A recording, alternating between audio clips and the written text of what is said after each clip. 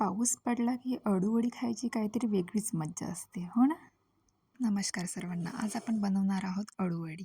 तर अळूवडीसाठी मी जवळपास 10 ते 12 अळूची पाने स्वच्छ धुवून कॉटनच्या कपड्यांनी पुसून घेतलेले आहे. स्टफिंगसाठी एका भांड्यामध्ये 2 वाटी बेसन आणि वडी कुरकुरीत यायसाठी 1 वाटी तांदळाचं पीठ, 1 चम्मच अजवाईन, 1 चम्मच अद्रक लसूणचा पेस्ट, हे ऑप्शनल आहे, 2 चम्मच मिरची पावडर, 1 चम्मच हळद, चवीनुसार मीठ आणि 2 लिंबूचा रस मी यात ॲड केलेला आहे. हवं असेल तर तुम्ही चिंचेचा पल्पसुद्धा ॲड करू शकता.